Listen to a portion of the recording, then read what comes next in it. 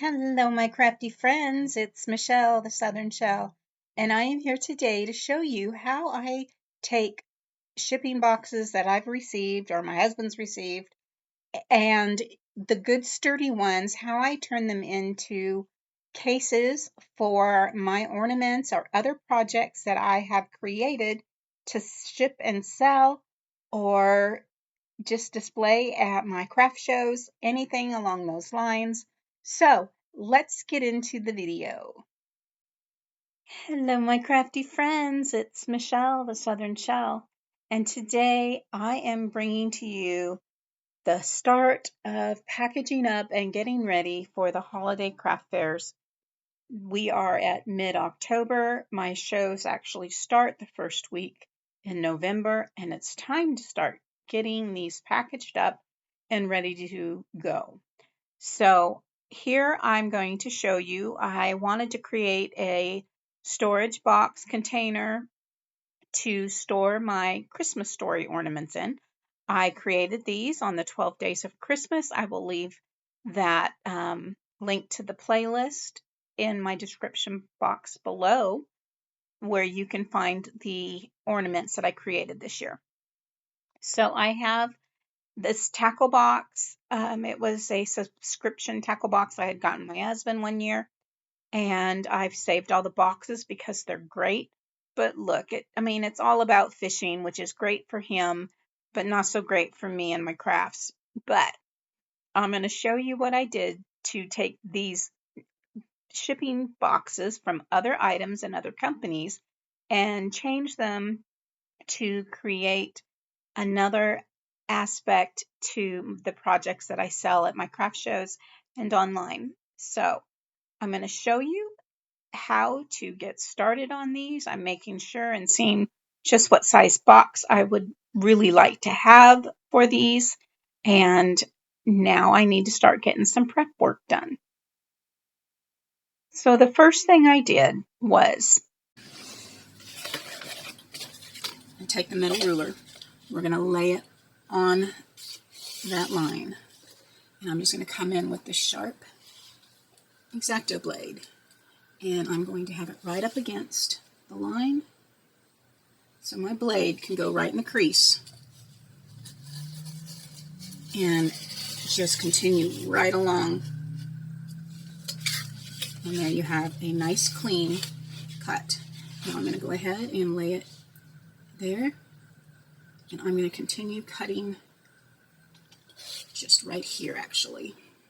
So just lining it up so it's even along that edge, folding, you can see I'm folding it up to make sure I'm right there, nice and even. I'm just going to come over and do the exact same thing to the opposite side of this lid. So now when I have this all done, I can close it over and then have it closed just like that. Open it, boom, done. So now I'm just going to take my heat tool and heat up the tape on these shipping fishing boxes and have those all cleaned up nicely once that tape is removed. So I've spray painted the two fishing boxes, and let's go ahead and get these covered over now with some black chalk paint.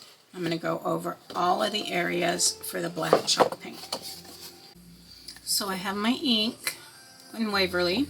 I have a paintbrush, and I'm going to go over just slightly with this very fine sandpaper.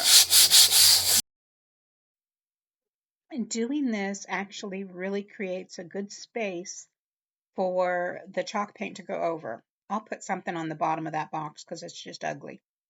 But once it's done sanding and I wipe it off with a damp towel, you see the tape mark on the front of the box is gone. So once I definitely go over it with my chalk paint, there won't be any sign that there was tape residue on this box at all. The only thing that is still ugly is the bottom where the big old shipping label was. But like I said, I'm going to actually cut a piece of faux leather and put on the bottom of this box, and I might even line the inside of it with some faux leather. Let me know what you think about that. Should I line the inside of the box as well? Anyway, next thing I did after the chalk paint was dry is I came in with my matte Mod Podge, and this is going to give me a good seal all over this box. And this box is getting sturdier and sturdier and becoming more of what I was hoping it to be.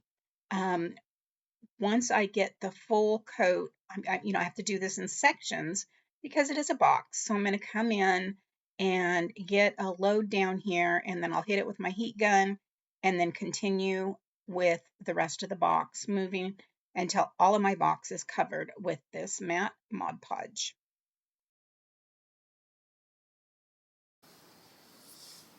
And there you have it.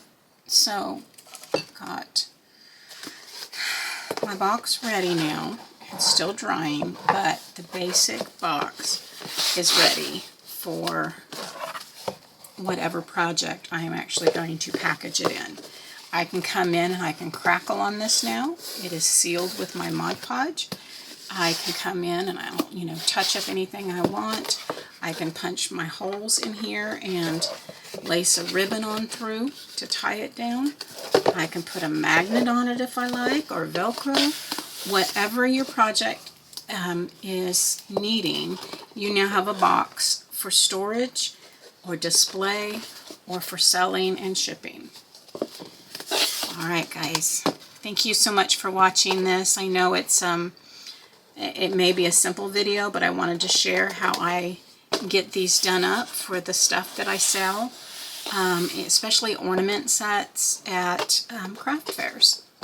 As always, guys, give me a thumbs up. If you've not subscribed, I hope you consider doing so now by hitting that subscribe button. Hit that bell notification, and YouTube will let you know when my next video is gone live. As always, guys, stay safe. God bless, and bye for now.